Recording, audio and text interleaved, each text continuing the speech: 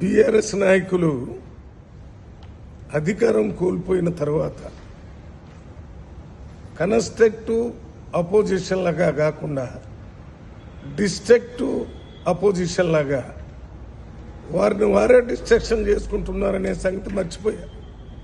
వారిలో వారే కొట్లాట చేసుకుంటూ రాష్ట్రంలో శాంతి భద్రతలకి విఘాతం కలిగిస్తూ పోలీసుల మీదనే అటాక్ చేసేటటువంటి ఒక దురదృష్టకరమైనటువంటి రాజకీయాల్ని బీఆర్ఎస్ పార్టీ చేస్తుంది.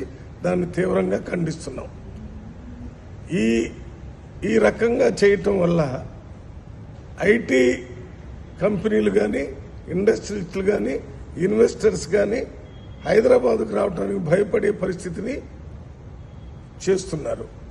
హైదరాబాదులో దాదాపు 500-600 సంవత్సరాల నుంచి తెచ్చుకున్నటువంటి బ్రాండ్ ఇమేజ్ని దెబ్బతీసే విధంగా ప్రవర్తించడం మంచిది కాదు.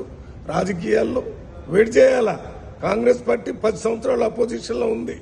ప్రజల కోసం పోరాటం చేశాం, కానీ వ్యవస్థలకి వ్యతిరేకంగా కాదు. వ్యవస్థలో రాజ్యాంగపరమైన హక్కులను ఉపయోగించుకొని పనిచేయాలి.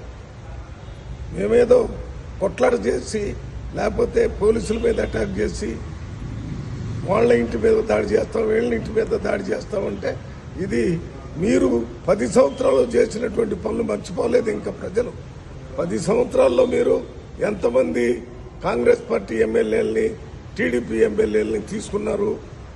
టీడీపీ ఎమ్మెల్యే రిజైన్ చేయకుండానే మీ మంత్రివర్గంలో మంత్రి అయ్యాడనే సంగతి మీరు మర్చిపోయారు.